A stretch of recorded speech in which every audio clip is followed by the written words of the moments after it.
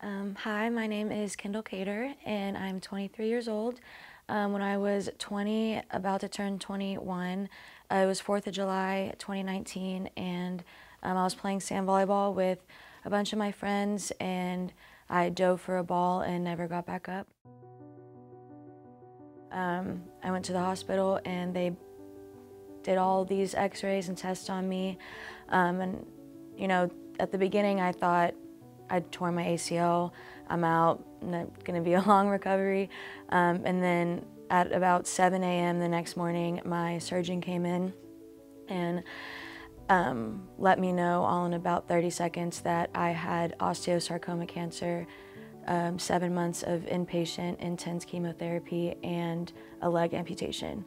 And my tumor had been growing up my femur for about 7 months, and I had no idea. And I felt like I saw my soul leave my body and watched it from the outside in. Just everything, my life just flashed before my eyes. And you know, at 20 years old, I'm being told that I'm never gonna run or jump again, and I'm gonna have a whole part of me taken away from me. And so I took it in, and you know, I talked to my family, and we decided that, you know, that day we were gonna cry and feel bad for ourselves, and then the next day we were in fighting mode. And I started chemotherapy as soon as possible, and I went 3 months chemotherapy with a broken femur, and I started chemotherapy as soon as possible, and about 3 months later, I was supposed to get a leg amputation, my entire leg amputated, and then about 2 days before my amputation date, my surgeon walked in and told me that I'm a perfect candidate for an amputation called rotationplasty, which basically means that they would amputate my thigh and knee and take my shin, calf, and foot, rotate it 180 degrees, and reattach it to my hip, and giving me full mobility to run or jump again and do basically anything I would want to do for the rest of my life. And so my foot is backwards and it's my knee. My heel is my knee now, giving me full range to have a normal looking walk, do full body workouts, do any activity I want to. And so that was a no-brainer. I wanted them to do it as soon as possible. And so that's when we started we did a couple more rounds of chemotherapy, and on September 19th, 2019, I got my leg amputated with the rotationplasty. And then, even though I was technically cancer-free, I kept doing chemotherapy for 5 more months, and ended on Valentine's Day of 2020. And I just remember, even though I was so proud of my leg and I was so proud of what I was about to go through, a part of me was missing, and I had to kind of go through a grieving process and mourn the loss of a really big part of my body and that I'll never see again. I'm a really big believer that everything happens for a reason, and I didn't really know why it was happening to me, even though I was okay with it happening to me and I accepted the fact that it was happening to me.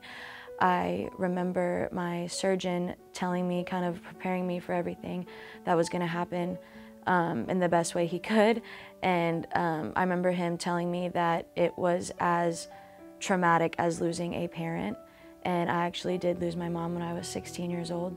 And so at that moment, you know, I knew why she died, and it was to help me go through this. And since then, I've taken every day by day, and just fighting as hard as I can. You know, I'm 2 years out, and it's still a journey every single day. I learn something new every day. I push myself to do something that I'm not comfortable with every day, and that's going to be for the rest of my life. But I am so blessed to have gone through this, and you know, instead of thinking why me, I've always thought why not me. I'm a strong person, and you know, I was chosen to go through this journey and this path for a reason, and I feel like it kind of gave me a purpose for this world, and that purpose is to help people and spread the word of you know, going through hard things. Life throws you all sorts of obstacles, whether it's super traumatic or really minimal obstacle, and it's how you come out of it, and it's how you change, and it's how you become a better person out of it and use it to your benefit. And you know, it was a lot of hard work it was mentally and physically the hardest thing I have been through, and hopefully the hardest thing I will ever have to go through. But you know, I'm just incredibly blessed that it happened to me, and that learning how to walk again is something that you never think that you would do, and losing a limb is never something that you think would happen to you.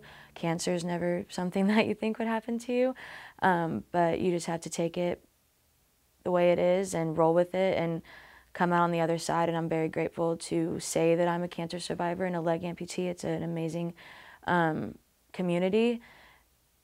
Amputees are awesome, and the technology that's out here in this world now is insane, and I just want to do everything I can to kind of normalize what having a disability is like. You know, I went 20 years with having a pretty healthy life. I had never been sick. I played sports my whole life. I did everything normal kids do, and then all of a sudden, in the blink of an eye, I am now in a hospital bed 3 weeks out of every month for 7 months, and learning how to walk again on a fake leg. And you know, that comes with its ups and its downs. You know, the ups is I am so proud of my amputation and my leg, and I'm so proud that I have a unique journey that I can talk about.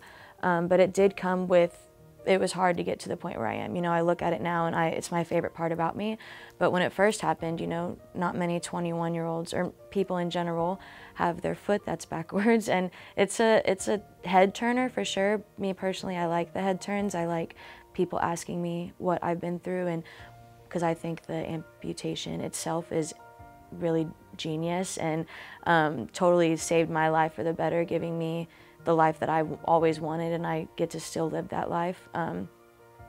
But it took a lot of learning how to self-love and learning how to accept that this is the new me. And I look a lot different than other people, and I kind of function differently than other people, but I'm still am a person, and I still go through things that you go through. And some days I have good days and I have really bad days, but it's all about how you get through the day and how you're gonna conquer the obstacles that are thrown at you.